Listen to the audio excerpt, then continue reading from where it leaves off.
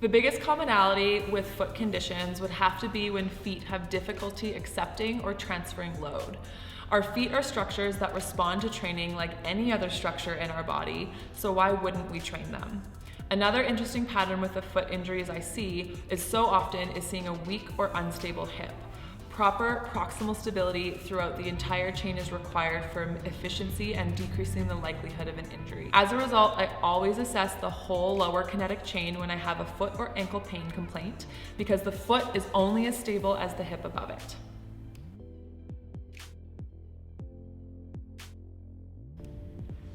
Are there certain conditions that would be extra helpful to co-manage with physio for people on the foot program?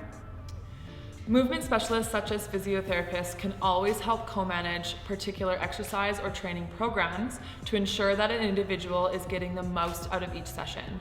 For something like foot foundations, having a physiotherapist overlook and supplement your training would likely improve your overall results in both the short and long term.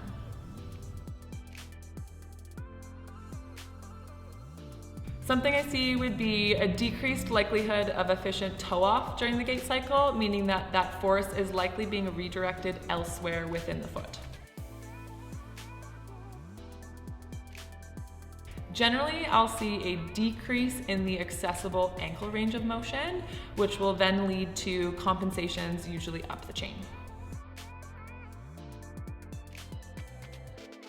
Pain with forefoot loading, leading to a change in the overall force vector as the foot advances through the gait cycle.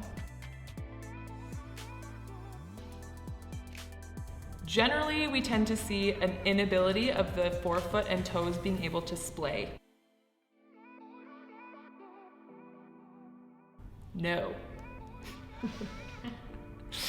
Flat feet, I would say there's generally a decreased ability to absorb and transfer load within the foot, causing a shift in the proximal range of motion or patterning up the chain. Generally, we'll see a massive loss of proprioception or accessible range of motion in that structure that was involved in question.